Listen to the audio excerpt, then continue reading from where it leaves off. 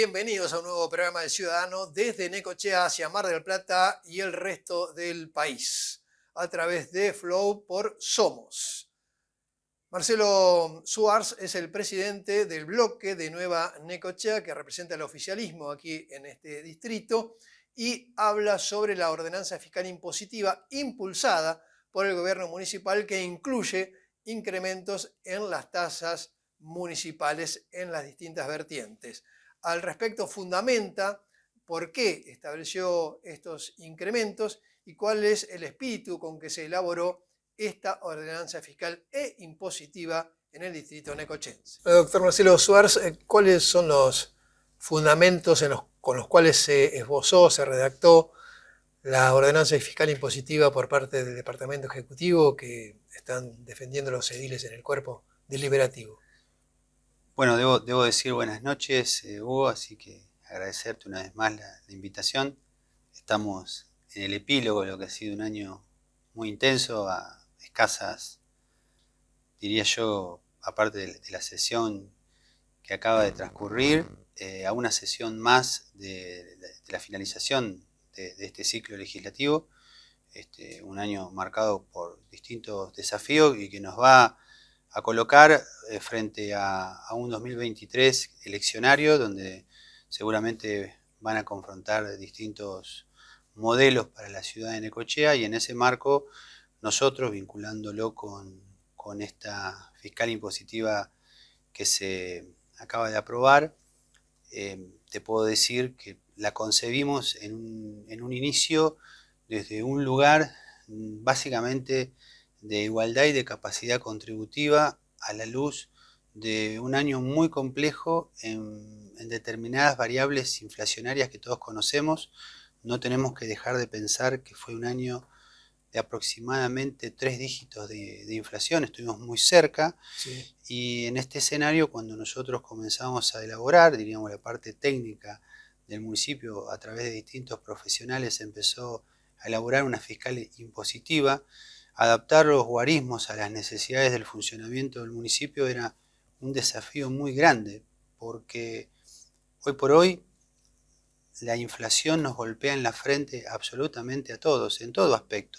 Lo vemos en la nación, lo vemos en la provincia y naturalmente lo vemos en el funcionamiento diario del municipio. Si nosotros nos ponemos a pensar la fiscal del año pasado, nos encontramos frente a una situación en donde los guarismos han quedado verdaderamente rezagados. Entonces ahora, a la hora de concebir un número que acercara cierta razonabilidad sin ser excesivo, entendimos que el número propuesto de alguna manera un punto de equilibrio.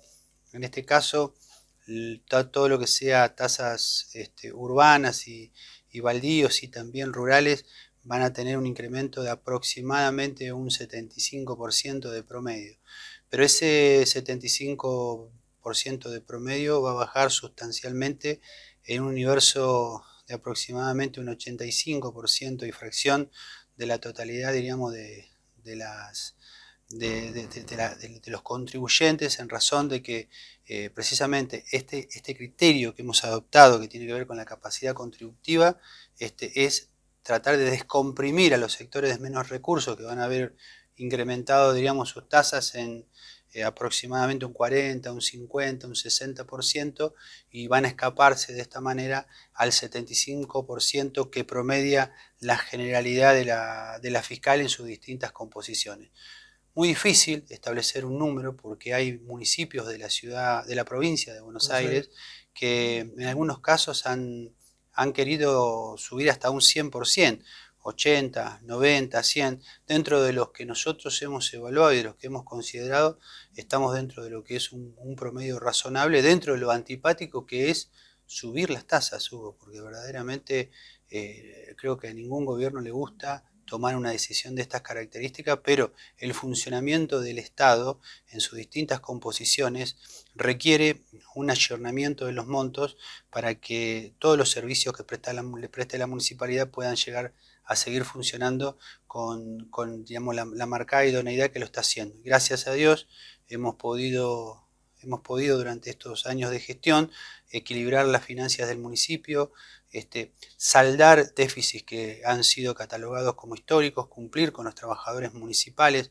cumplir con muchas prestaciones, llevar obras a la ciudad de Necochea como el vecino lo ve y que de alguna manera reconoce a partir de un incremento significativo que hemos tenido en la recaudación. Por eso, más allá de que es una medida, cualquier aumento que se presenta como antipática, es política del Ejecutivo no irse al extremo de los 3 dígitos ni acercarse, sino buscar un punto de equilibrio que le permita a la Municipalidad de Necochea seguir funcionando en las condiciones de normalidad que hoy está funcionando y sin caer en desalentados pretéritos tiempos en donde verdaderamente la situación institucional de la ciudad era muy compleja. Hablando de recaudación, precisamente, cuando se produce un incremento, una modificación en los valores de esta naturaleza, surge el interrogante si se puede mantener o si al haber un incremento puede caer el porcentaje de contribuyentes que abonen sus tasas. Nosotros hemos observado que en forma sistemática el universo de contribuyentes ha venido cumpliendo, diríamos, de una manera armoniosa, increciendo, de manera que vemos una respuesta a su responsabilidad contributiva a partir de lo que ha sido la gestión que ha sido transparente, que le brinda el servicio a vecinos, que tiene presencia en las calles, que el vecino ve durante todos los días y que está llena de desafíos, producto de, como te decía al principio, de déficit histórico en distintas áreas, pero que con el tiempo se vienen saneando. Hay que dotarlo al Estado de los elementos necesarios para que pueda funcionar, pero hay que buscar un punto de equilibrio y nosotros encontramos este punto de equilibrio entendiendo que ese 85% de las partidas que yo te mencionaba anteriormente no van a sufrir un impacto tan negativo porque el aumento va a ser mucho menor. Cuantificado en pesos se van a encontrar con que la cifra no va a ser tan representativa como no es representativo el porcentaje. Naturalmente, cuando yo te hablaba de capacidad contributiva, cuando las evaluaciones fiscales que se han desmembrado y se han creado nuevas categorías vayan aumentando en su tasación, en su monto, naturalmente el monto va a ser mayor. Pero tenemos que pensar que las primeras categorías de la tabla fueron concebidas más que nada para tratar de desahogar la situación de las parcelas y de las viviendas de menores recursos. Y eso nos lleva a nosotros a estar esperanzados que pudimos proteger a un universo muy grande de contribuyentes que yo te diría que está en el 80 y pico %. Más allá de la cuestión que tiene que ver con el aumento de tasas específicamente, ¿qué características generales, a grosso modo, tiene esta ordenanza fiscal impositiva? Bueno, nosotros una de las cuestiones que nos parece interesante y que se ha destacado y subrayado tiene que ver con las exenciones. Hoy el universo de los jubilados que han obtenido importantes beneficios el año pasado y muchas exenciones, aproximadamente 600, se van a ver favorecidos a través obviamente de una serie de solicitudes que la tienen que pedir en tiempo y forma en los primeros meses del año hasta el 1 de agosto del año que viene. Eso es importante aclarar, que no es que automáticamente reciben ese tiene beneficio, que gestionar sino que gestionan el propio jubilado, el propio pensionado, a través de una serie de requisitos, como también esas exenciones están previstas para las instituciones intermedias, para los excombatientes, para las familias que tengan situaciones de discapacidad, es decir, todo el capítulo vinculado con las exenciones es muy rico en beneficios y nosotros nos parece que fue una incorporación sumamente atinada. Por otra parte va a haber aumentos en el servicio de estacionamiento medido, que eso se va a desdoblar, diríamos, en 2 etapas y también naturalmente en la playa de camiones. Y en ese sentido, la playa de camiones va a comenzar con un monto de 2.100 pesos, luego va a incrementarse en mayo del presente año, del año 2023 a 2.500 y para terminar el 1 de septiembre del 2023 va a subir a 3.000 pesos. Estas son las incorporaciones, yo te diría, sustanciales pero a grandes rasgos el promedio es el promedio que yo te dije al comienzo de esta nota, y bueno, te podría decir que dentro de los 3 años que nos ha tocado discutir la fiscal impositiva fue el año que tal vez menos fricciones esta situación ha causado. Naturalmente el resto de los concejales va a tener, entiendo yo, la posibilidad o tuvo la posibilidad de presentar su propio despacho y su propia visión de la situación, pero conversando con todos, más allá de que por cuestiones políticas ellos quieran diferenciarse, no hay otra verdad que la realidad, y la realidad indica que cuando uno ve los índices que se publican mes a mes, la inflación se está acercando a los 3 dígitos, y que esta fiscal impositiva, aunque el número sea en apariencia representativo, en el promedio se queda muy por debajo de la inflación. Y obviamente el Estado municipal padece esa situación concreta, porque como prestador de servicio, cumpliendo con los empleados municipales, con los proveedores, esos recursos los necesita de manera cotidiana para poder funcionar. Y un Estado eficiente, lamentablemente, tiene que ayornar sus ingresos, como lo hace la provincia, como lo hacen los municipios aledaños, y cuando uno toma guarismos de distintos municipios, se encuentra que la situación en muchos casos es muy similar a la nuestra, y en otros casos es mucho más pronunciada en materia de aumentos. Así que se dio la discusión y bueno, se está terminando el año con una herramienta importante para el Ejecutivo a la hora de poder afrontar el desafío del año que viene, sin dejar de decirte que hay quienes sostienen, técnicos que sostienen, que se ha quedado corto, pero el intendente tampoco quería encontrar un número exorbitante, quería pararse en un lugar intermedio que le permitiera funcionar, por supuesto apuntando a la austeridad y por supuesto al cumplimiento con todo el universo de trabajadores municipales y de prestaciones que tiene obligación de llevar adelante el municipio, dejando también auxilio económico para obras que están proyectadas y que van a ser prioritarias el año que viene. Hablaba de los 3 años de gestión prácticamente del doctor Arturo Rojas. ¿Qué ha transcurrido ese tiempo? ¿Qué evaluación puede hacer desde la presidencia del bloque de Nueva Necochea? El punto de partida, Hugo, fue absolutamente desalentador. Cuando nosotros estábamos en campaña, teníamos una ciudad, que a mí no me gusta mucho hablar del pasado, pero todos tenemos conocimiento que el último proceso, el proceso anterior al nacimiento de este nuevo gobierno, fue muy complejo. Hubo situaciones internas y situaciones externas. Le puede pasar a cualquier gobierno. De manera que la primera misión que tuvimos todos fue recomponer la cuestión institucional, sanear el déficit municipal y tratar de proyectar obras para el desarrollo de Necochea. En el medio tuvimos complicaciones que las padeció el mundo entero, que son de conocimiento público. Así que nosotros en este momento, de manera refrescante, ya estamos concibiendo obras y tenemos asignaturas pendientes que se tienen que solucionar de acá a fin de año, como tema casino, como tema recolección de residuos, que son cuestiones históricas en la historia de la ciudad de Necochea desde hace más de 20 años. Así que tenemos la meta de terminar estos 3 años con estas cuestiones encaminadas y proyectar obras para el año que viene.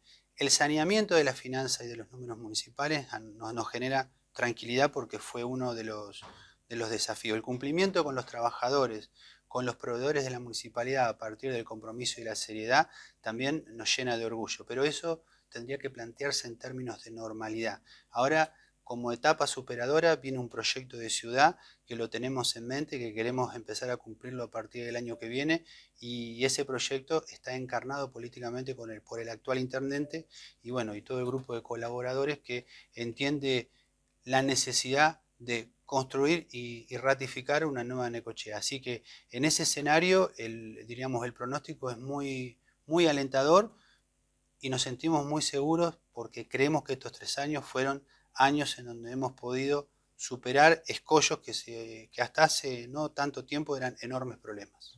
¿Cree efectivamente que antes de fin de año puede haber una definición con respecto a estos temas cruciales como son el conflicto con la empresa que presta el servicio de recolección de residuos? Conflicto digo porque hay diferencias en cuanto al valor de la deuda que señala la empresa y la que indica el municipio, y el otro es el complejo casino.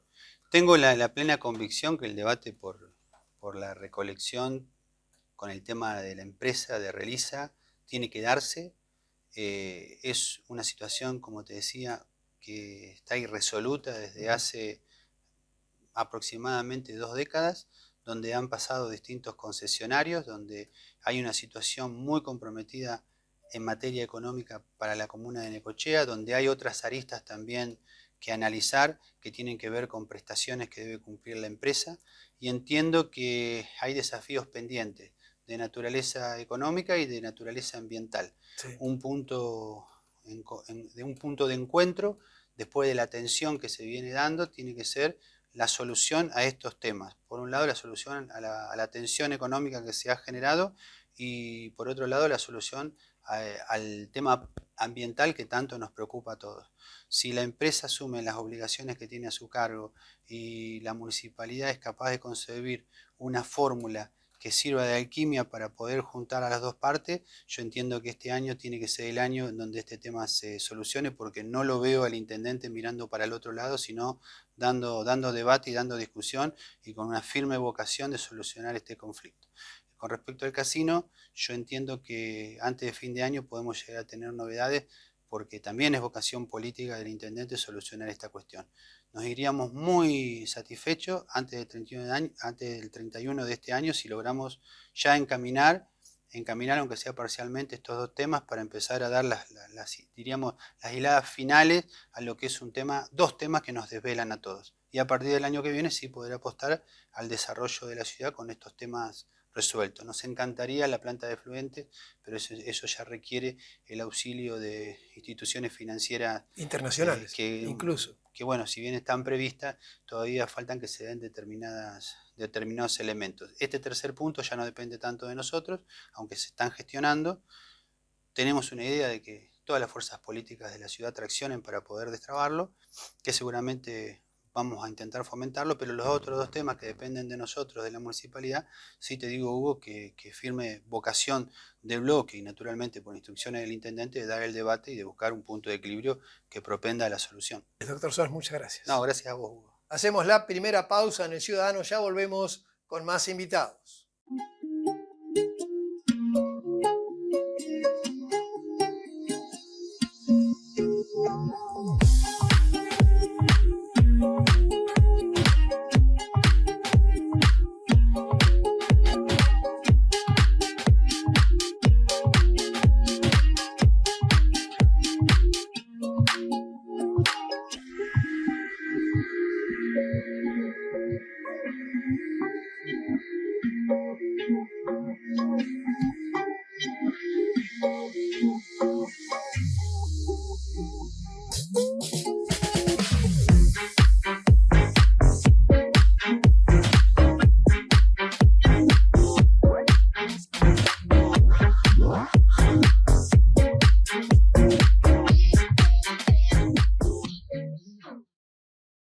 Colegio de Abogados de Necochea, en defensa del ejercicio ético de la profesión. Cooperativa Agropecuaria General Necochea Limitada de consumo, seguros, cereales e insumos. Desde siempre, al servicio del productor agropecuario. Colegio de Escribanos de la Provincia de Buenos Aires, Delegación Necochea. Manteniendo siempre los principios en que se sustenta la institución del notariado, con la finalidad de afianzar los valores jurídicos de seguridad y certeza que para su pacífica convivencia requiere la comunidad. Hay remedios que pueden ser peores que la enfermedad, los que se venden fuera de la farmacia. Proteja su salud y busque el remedio donde debe estar. El remedio está en la farmacia. Se lo recomienda el Colegio de Farmacéuticos de Necochea.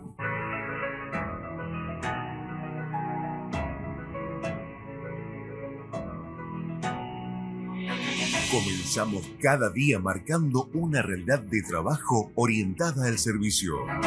Respetamos en cada decisión los compromisos y respondemos a los intereses del sector. Nuestra premisa de gestión es ofrecer un servicio público, sostenible y de calidad. Somos líderes en transparencia y calidad en logística agroexportadora. Usina Salud. Comunicate al 42 5715 o al 42 1887. Ingresá también a www.usinasalud.com.ar. Unión de Trabajadores de Entidades Deportivas y Civiles, UTEDIC. Secretaria General Jorgelina del Mazo. Calle 66, 3178, teléfono 52 6840. CAPROC, Cámara Industrial de Producción y Servicios de Puerto Quequén. Aportar desde el conocimiento y la experiencia. CAPROC.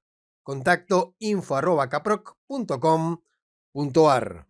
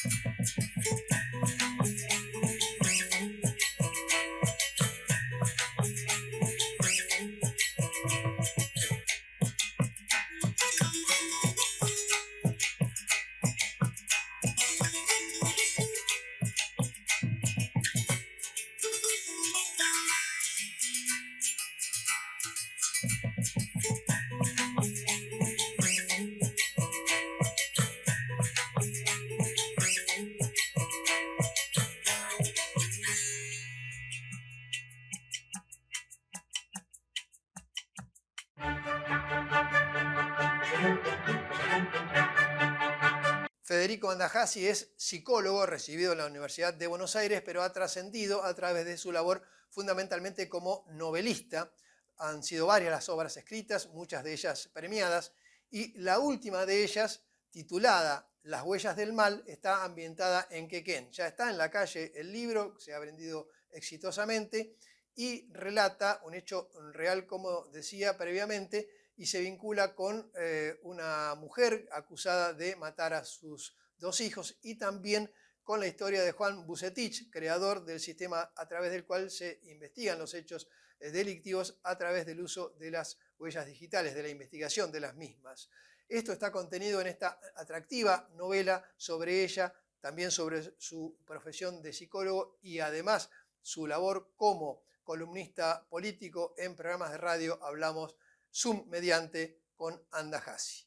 Federico Andajasi, ¿qué te llevó a escribir este libro, Las huellas del mal, ambientado en la zona de Quequén? Una historia de allá 1892, tengo entendido. Exactamente, ¿cómo te va? 1892. Mira, son curiosos los caminos que conducen a un escritor a encontrarse con sus historias y con sus personajes.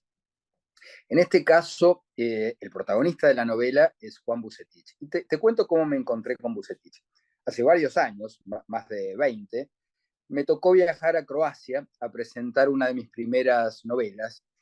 Y mi editor de allá de Croacia era un editor pequeño que hizo mucho esfuerzo. De hecho, me hizo sentir el peso de la responsabilidad. No bien llegué porque me dice, mira, yo para comprar los derechos de tu novela y para publicarla tuve que hipotecar mi casa, así que vamos a tener que vender muchos libros.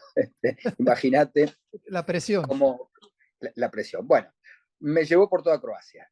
Hubo una presentación en Zagreb, otra en un lugar llamado Karlovac.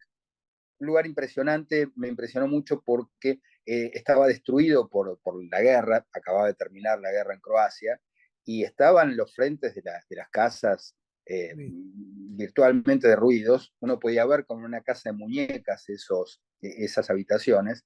Y yo digo, ¿quién va a venir acá a una presentación de un libro, de un autor que viene del otro lado del mundo? Bueno.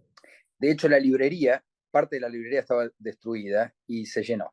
Y ahí vos ves la importancia de la literatura, ¿no? Porque la gente vive una realidad de la cual, imagínate, estar en una guerra, querés evadirte, y la literatura precisamente sirve para vivir una segunda vida. Fue muy impresionante.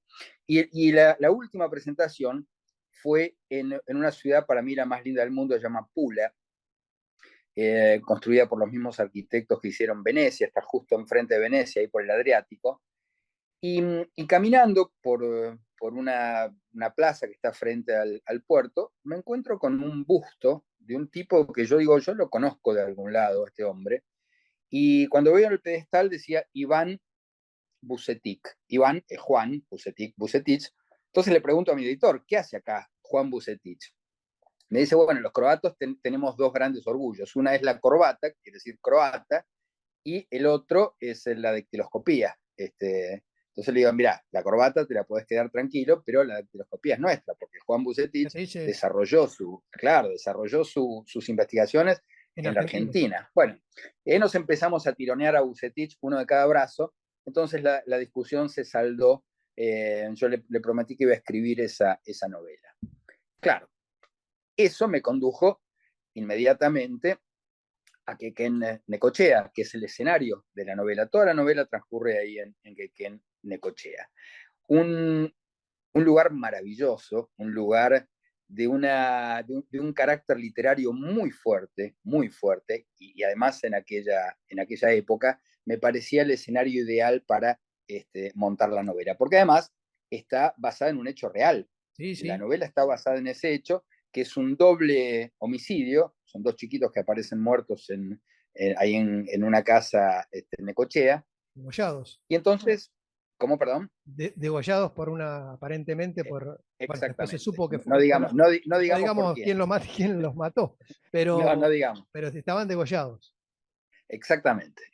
Entonces, claro, Bucetich en esa época tenía muy desarrollado lo que iba a ser después su método, que después se convalidó en todo el mundo. Sí. Pero vos sabés que es un hecho increíble. En aquel entonces, para variar, la Argentina estaba pasando por una crisis política importante, gobernaba Carlos Pellegrini, sí. Y entonces Carlos Pellegrini dice que, bueno, que si Bucetich tenía razón en sus investigaciones, eso iba a resolver un caso, digamos, de esa dimensión, iba a servir para posicionar a la Argentina en la vanguardia de la investigación científica, criminológica. Entonces lo manda en secreto ahí a Necochea a investigar esos dos crímenes. Y acá te hago un alto. Dice la historia, el periodismo, que nunca estuvo Bucetich allá, que mandó a un oficial, a un segundo. Bueno, eso no es cierto. Después de mucho investigar, establecí la hipótesis literaria de que efectivamente Bucetich viajó a Quequén Necochea, que él personalmente resolvió el hecho. Lo que pasa es que viajó en misión secreta. ¿Por qué? En ese momento había una carrera por ver quién establecía el estándar de la identificación humana. Vos tenías en Francia a Bertillon, tenías en Inglaterra a Galton, tenías en Estados Unidos una corriente muy importante, tenías en Italia también científicos muy importantes con quienes Bucetich se carteaba, pero el sistema dactiloscópico que estaba desarrollando Bucetich era realmente único. Entonces, ¿qué pasaba? Mandaban espías, llegaban acá a la Argentina, a Buenos Aires, espías de Inglaterra, de Francia, de Estados Unidos. Entonces, para alejarlo de la mirada pública de esos espías, Carlos Pellegrini lo manda precisamente a Quequén Necochea, que era un lugar lejano. Y en ese entonces uno podría decir que más lejano. En ese mismo año llegaba el tren, por ejemplo, a Necochea. De hecho, Bucetich llegó en el primer tren que viajó, en el primer tren de prueba que llegó a Necochea. Bueno,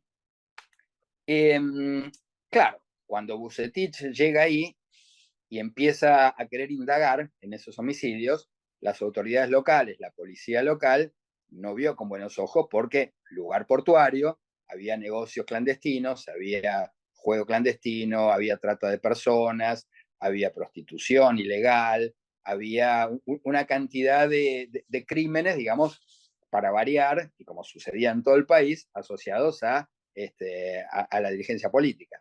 Entonces, claro, querían que se fuera lo antes posible, declaran que el culpable es un pobre tipo que en apariencia no tenía nada que ver, vamos a ver si no tenía nada que ver, pero bueno, lo cierto es que nuestro Sherlock Holmes, que existió de verdad y fue Juan Bucetich, desarrolló su técnica y la aplicó por primera vez en Quequén Necochea, y ese es el caso que estableció el estándar. A partir de ahí cambió la historia universal. En Quequén Necochea cambió la historia de la criminalística, cambió la historia de la literatura, porque ya los crímenes iban a ser distintos, ¿no es cierto?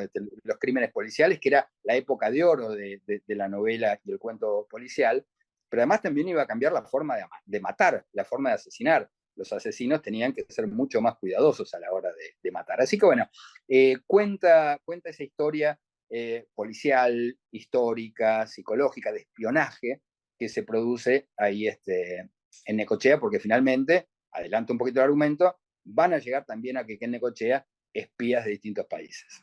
Bien, vamos a hablar más del libro en cuanto al contenido para que la gente efectivamente lea Las huellas del mal, que fue lanzado cuándo y de qué manera. Se lanzó hace ya un par de meses, afortunadamente con muy buena recepción de los lectores. Ya salió una segunda edición. Me acaba de llegar en estos días la tercera partida, la tercera caja de libros. Así que estoy muy contento, muy contento. Estamos viajando.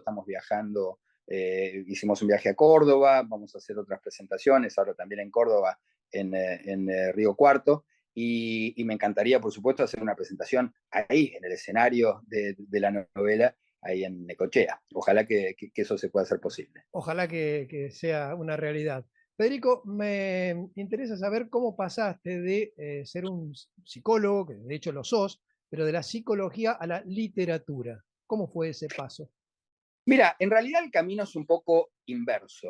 Yo provengo de una familia de libreros. Mi abuelo materno era librero, fue director de Udeva, tuvo una editorial. El apellido de mi abuelo materno era Merlín. Durante mucho tiempo me tuvo engañado que éramos descendientes del mago Merlín. Un poco de eso puede haber. Pero lo cierto es que yo me crié en la casa de un librero. Y mi padre también era un gran lector, tenía una gran biblioteca. Y lo cierto es que el psicoanálisis me permitía,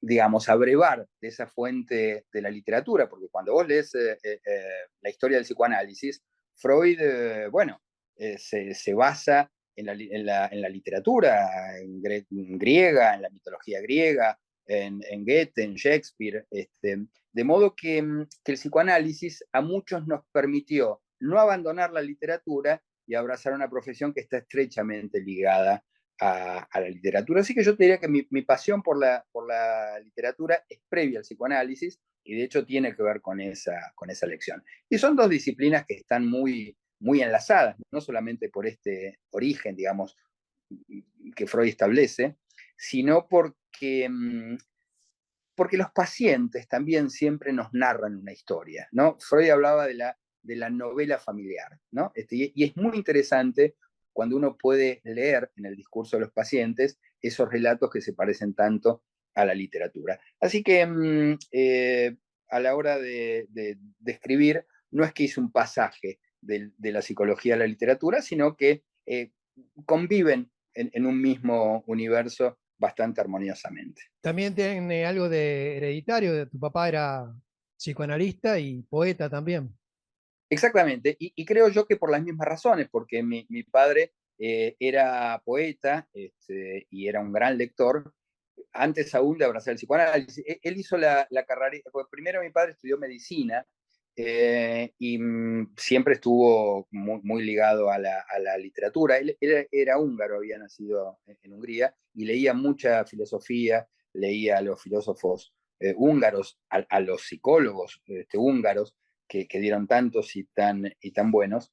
Y claro, como te digo, fue un proceso bastante parecido. Mi viejo llegó tarde al psicoanálisis, ya siendo un adulto, un poco también impulsado por esa misma pasión previa por la literatura. ¿Qué significó el anatomista para vos? Más allá de haber obtenido el premio que generó polémica, incluso porque quien lo propuso luego se rehusaba a que fuera otorgado el premio, que era Marita Fortabat, presidenta de la fundación de ese nombre, ¿no? Efectivamente, yo cuando escribo el Anatomista, yo era un autor completamente inédito, me presento a dos concursos, al concurso Planeta y al concurso Fortabat, y me entero que era finalista del premio Planeta, pero a la vez Al día siguiente me enteró de que había ganado el premio Fortabat. Claro, para mi asombro, Amalita, no sé por qué razón, rechazó ese premio, había una cuestión moral, no lo sé, pero lo cierto es que sacó una solicitada en varios diarios de Buenos Aires que decía: el anatomista no contribuye a exaltar los más altos valores del espíritu humano, cosa que siempre supe, no es el propósito de la literatura exaltar los más altos valores del espíritu humano. Basta ver la mayor parte de las obras literarias, por no mencionar las más extremas, con el Marqués de Sade, por ejemplo, pero no es esa la función de la literatura. Para mí El anatomista fue todo, es una novela que le estoy muy agradecida porque no bien se publicó, se tradujo a un montón de idiomas. El New York Times sacó un artículo realmente muy inteligente sobre la lectura del libro, porque claro, ese escándalo había provocado una serie de prelecturas, de prejuicios en torno al libro. Entonces, en esa nota del New York Times se pone el eje realmente en qué consistía la novela. La novela narra la historia de un personaje que existió, un médico, que llamándose Colón, Mateo Colón, se declara el descubridor del órgano del placer de las mujeres. Es increíble que este órgano tuviese un descubridor, pero además que se llamara Colón. Entonces eso me permitió establecer una analogía entre la conquista de América y la conquista del cuerpo femenino, cómo intervino ahí la Inquisición. En fin, es una hipótesis literaria. Pero bueno, me permitió viajar a muchísimos países, por ejemplo a Croacia, como te digo, que me permitió encontrarme con Bucetich tan lejos de la Argentina. Y bueno, el libro se publicó en lugares tan increíbles como China, Japón. Viajé a Rusia, a la Feria del Libro de Rusia, a los países escandinavos. Así que es un libro al cual estoy, por supuesto, muy agradecido. La temática de la sexualidad, años después, la abordarías desde la no ficción. Claro, escribí la historia sexual de los argentinos. Yo ahí establezco también una hipótesis que dice que no se puede conocer la historia de un país si se desconoce la historia de su sexualidad, porque los países son hijos literalmente de un entramado de relaciones sociales, finalmente sexuales, que dan origen y establecen el carácter de las sociedades. No todas las sociedades son iguales y el patrón moral que tiene que ver con la sexualidad lo define muy claramente. Son muy distintos los países anglosajones a los países latinos porque es muy diferente el modo, digamos, de concebir la sexualidad. Así que sí, efectivamente, es la historia argentina a través de la sexualidad.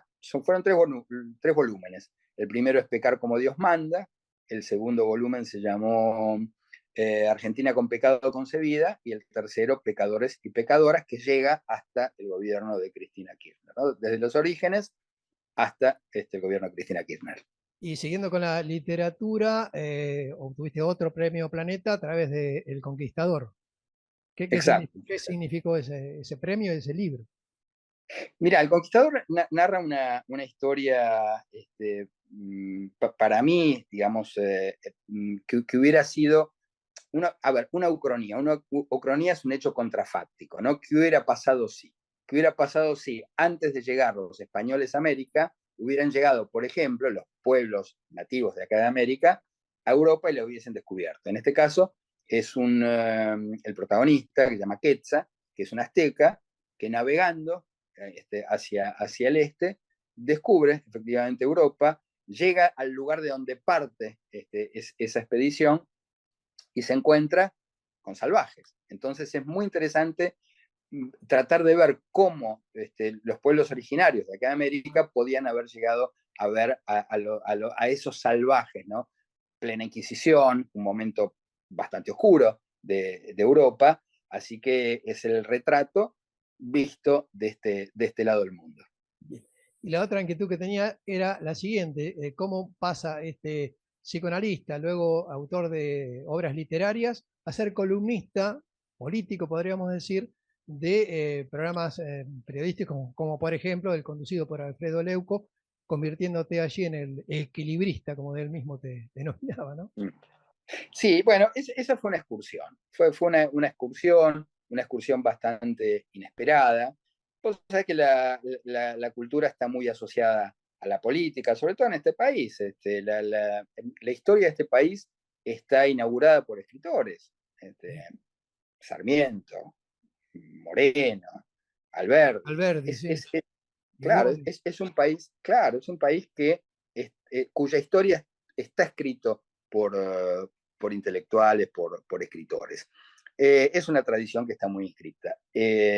No es fácil porque en general la literatura, la cultura, tiene que ver con el lugar de donde yo provengo, que es la izquierda. Yo provengo de una familia del Partido Comunista, y a pesar de que yo, por supuesto, hace mucho tiempo abandoné, cuando cayó el muro de Berlín, uno vio todo. Cuando se cayó ese muro, viste lo que había del otro lado y entendías por qué iba solamente gente de aquel lado para este, y no a la inversa. Pero todavía, digamos, el mundo de la cultura está marcado, digamos, por ese modo de pensamiento. Yo iba a decir progresista, pero yo me considero una persona progresista, como tanta gente, digamos, que se opone al peronismo. Si pensamos en la cantidad de escritores, digamos, que está de este lado de la grieta. No me gusta hablar de grieta porque me parece que es algo que no es compatible con la vida ya a esta altura, ¿no? En algún momento va a haber que hacer algo con este nivel de enfrentamiento que es imposible de afrontar. Pero pienso en tantos escritores, Santiago Kovalov, Birmacher, no sé, Gonzalo Garcés. Hay una cantidad, digamos, de intelectuales en el mundo del teatro, Luis Brandoni, Marcos Aguinis. Hay una falsa creencia de que la cultura es kirchnerista, y eso no es así. No es así. Los intelectuales de mayor peso no están precisamente del lado del gobierno. Pero bueno, esa percepción de que en un momento, incluso, digo, me parece que ese riesgo sigue existiendo, estaban en peligro las instituciones de la República, bueno, uno decidió dar ese paso. Pero para mí fue una excursión. He vuelto a la literatura, estoy muy contento con la literatura, me siento mucho más cómodo como escritor que como columnista, no me considero un periodista, y me parece que en última instancia los escritores también podemos hablar de política de manera más o menos tangencial a través de nuestras novelas, de nuestros cuentos. Bien, por último, Federico, también has podido trabajar en conjunto con tu esposa, con Aida Pipo, es artista plástica, siendo vos guionista de obras de ella. Sí, efectivamente. Escribimos, por ejemplo, entre tantas cosas, un libro infantil que se llamaba 3 secretos para aprender a volar, que eran los cuentos que le contábamos a nuestros hijos, que ella les dibujaba, además, porque ella es una gran artista plástica, ahora está metida en la criptocultura, se convirtió en una criptoartista, una especie de referente. Aida Pipo se llama. Y sí, estos últimos años entró en ese mundo del criptoarte y se convirtió en una referente. Pero, insisto, para nosotros, para Aida y para mí, es casi como hablar el mismo idioma, porque finalmente la plástica y la literatura se parecen mucho, ¿no? Allá en las antiguas cavernas, los primeros relatos estaban ahí expresados de manera plástica, con esos bisontes, con esas manos. Así que los dos le contamos historias, ella a través de la plástica y yo a través de la literatura, y a veces coincidimos y contamos la misma historia. Federico, muchas gracias y esperemos encontrarnos personalmente aquí en Necochea, en Quequén, seguramente presentando la obra, porque me han consultado al respecto y es posible que esto ocurra. Así que esperemos encontrarnos personalmente. Ojalá, ojalá. Te mando un abrazo grande y un abrazo ahí a toda la gente de Quequén y Necochea, y espero de corazón poder estar ahí y recorrer esos lugares que describo en Las Huellas del Mal. Muchas gracias. Hacemos la segunda y última pausa.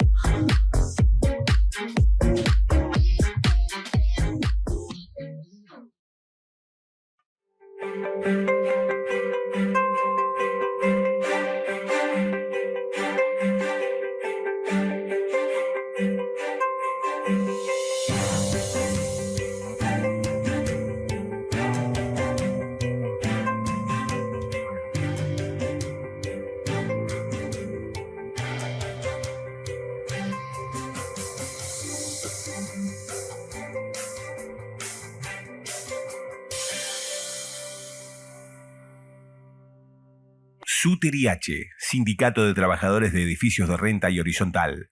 Secretario General Rafael Diácono.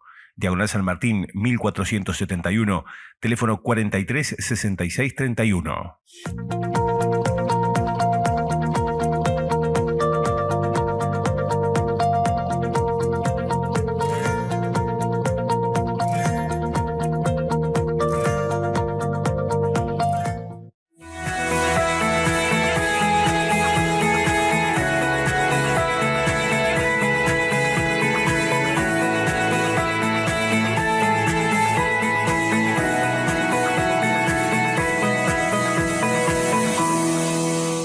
Centro de Acopiadores de Cereales Zona Puerto Quequén, contribuyendo a la renta nacional, provincial y local, apostando siempre al trabajo y al mejor servicio.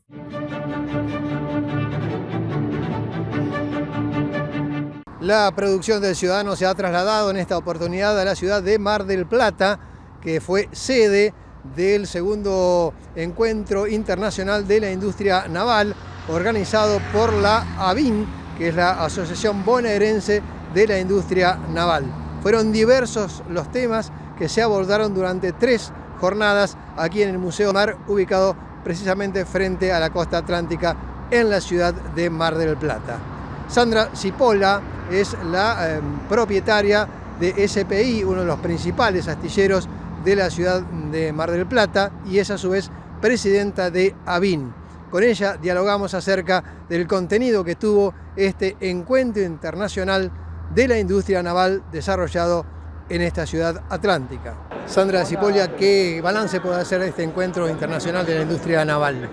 Creo que un balance positivo, más allá de que uno lo ve con ojos propios, que fue el organizador, pero creo que todos los temas que se abordaron, arrancamos a full el primer día por el condimento de ser el primer día, luego teníamos que pasar el segundo, y la realidad es que fueron pasando los días y las horas, y la presencialidad se mantuvo, la virtualidad se mantuvo, tratamos temas de alta intensidad, innovación, tecnología, robótica, descarbonización, cambio climático, el tema de offshore abordado con YPF. Creo que abordamos relaciones laborales, académicas, estuvieron las 3 universidades que dictan la carrera de ingeniería naval. Creo que, como digo yo, estuvieron los trabajadores presentes, el capital, trabajo, el Estado.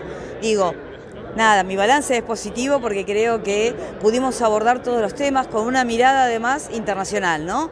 Delegaciones de España, Brasil, Colombia, Chile, y no sé si me olvido alguna más, pero creo que a Panamá, porque estuvieron los panameños en forma virtual, Ecuador. Y creo que eso a uno le abre la cabeza porque puede ver también cómo está el resto del mundo en este tema. Y eso nos permite a nosotros poder fijar un norte, poder trabajar, saber qué tenemos que pedirle al Estado para que se desarrolle esta industria. Creo que el balance, podría seguir hablando todo el día porque fueron 3 días, así que nos fue altamente positivo para nosotros. En el cierre señaló que hay 3 patas que tienen que funcionar para que la industria naval funcione adecuadamente. Correcto, capital, trabajo y un Estado presente. Así, para mí, se desarrolla un país. Hoy por hoy, ¿cómo está la industria naval argentina? La industria naval argentina tiene aún temas pendientes, lo hablamos también aquí, tenemos un sector que está relacionado a la pesca que tiene una cierta pujanza, pero después tenemos todo el litoral fluvial que hay que trabajarlo, tenemos una marina mercante totalmente diezmada, nos faltan buques de bandera, tenemos que pensar en nuestra logística. Creo que todavía tenemos una deuda pendiente, o más que una deuda, un trabajo importante para que todos los sectores alcancen un desarrollo. Y ahí es donde digo que el Estado tiene que estar presente. Ahí es donde digo que no basta solamente con que nos hayan, es necesario que nos hayan denominado como sector estratégico dentro de las 20 industrias, es como condición necesaria pero no suficiente. Necesitamos que las políticas efectivamente lleguen a todo el sector de la industria naval argentina. En Necochea tenemos el astillero Aloncar de Hugo Bregoso y un socio marplatense que está trabajando y mucho últimamente, botando embarcaciones. Esto también está sucediendo en Mar del Plata con SPI, por ejemplo. Sí, sí, sí. Además, bueno, Aloncar es un socio de Avín, una persona muy respetada en el medio y la verdad que ha hecho 2 botaduras, si no me equivoco, 3. Increíble, increíble. Y él es muy humilde, no lo dice, así que vamos a tener que, digamos, promocionarlo más, porque eso hace la diferencia. Ese tipo de cuestiones, cuando nos comprometemos, después la diaria es la diaria, la tenemos todos. No digo que sea fácil, pero tenemos que pensar en futuro. Tenemos una generación, como vivimos hoy, con los estudiantes, los jóvenes profesionales, tenemos una responsabilidad enorme para que la industria naval se desarrolle y para que nuestro país se desarrolle. ¿Y en el actual contexto económico puede desarrollarse la industria naval? No, claramente no, digamos, el contexto económico no da. Ahora, pedir algo que no tiene la Argentina, digamos, para mí llega un momento que por más que grites, no va a ser más verdad o no vas a poder cambiar una realidad por más que la grites. Bien, lo que hay que hacer es saber si uno puede acompañar y que a uno lo traten de escuchar de la mejor forma posible para que se arbitren los medios suficientes para que la economía, digamos, acompañe a las políticas públicas. Pero más que eso, la realidad somos ciudadanos, como digo yo, ciudadanos de a pie. Sabemos hacer, hacedores. No vamos a cambiar la realidad de la economía, pero sí vamos a colaborar con ella para que el país tenga un futuro. Lo decía en el discurso, la Asociación Bonaerense de la Industria Naval, ABIN, es una entidad nueva, tiene pocos años. ¿Cómo la define y cuál es su fundamento, su sentido, su objetivo? El objetivo lo mencionamos cuando hablamos de Avín, que tiene que ver con esto, ¿no? Barcos en Argentina hechos por argentinos. Eso es como base, como concepto. Y después trabajar en función de los consensos, con digamos, la relación tripartita, como lo dije previamente, capital, trabajo, Estado presente. ¿Cómo se trabaja con el Estado? A través de las capacitaciones, a través de los acuerdos, digamos, y participar de estos, todas esas ferias que ellos nombraban que participamos, tiene que ver con un Estado presente. Estuvo Cancillería estuvo presente, acompañó a la industria naval para su desarrollo y nos llevó al mundo a que pudiera mostrar nuestros productos y logramos que ahora nos colaboraran para que vinieran. Creo que de eso se trata, ese es el espíritu de Avín, hacer. Lo voy a volver a repetir, hacer. Bien, volviendo a donde estamos ahora, que es este encuentro que acaba de concluir, Encuentro Internacional de la Industria Naval. Cuando lo planificaron, cuando lo proyectaron, ¿cuáles eran los objetivos y en todo caso están cumplidos? Los objetivos están cumplidos. Llegamos a casi un 30 o 35% de participación internacional. Creo que, digamos, es para un encuentro de nuestra industria es un alto porcentaje. Es más o menos el objetivo que nos habíamos puesto. No sabíamos si lo íbamos a cumplir y lo cumplimos. Queríamos tener la presencialidad y la logramos. Durante los 3 días logramos la presencialidad y logramos que, siendo un híbrido entre presencial y virtual o un streaming en vivo, no perder esa presencialidad y sin embargo que estuvieran las 1.900 personas que estuvieron visualizándonos durante todas las jornadas. Jornadas intensas, largas, y sin embargo por ahí miraba, me daba vuelta y miraba y estaban las mismas personas que habían entrado a las 9 de la mañana, estaban a las 6 de la tarde. Eso significa que cada panel pudo aportar algo a las personas que asistieron en forma presencial y en forma virtual. No, gracias a ustedes. Y concluimos así la cobertura especial del Encuentro Internacional de la Industria Naval llevado a cabo en el Museo Mar de la ciudad de Mar del Plata. Y finalizamos también nuestro programa que pueden ver a través de Flow por la frecuencia 7 de Flow común y en la frecuencia 525 de Flow digital. Además pueden vernos en nuestro propio portal que es www.elciudadanonecochea.com.ar. Nos reencontramos la semana próxima. Hasta entonces.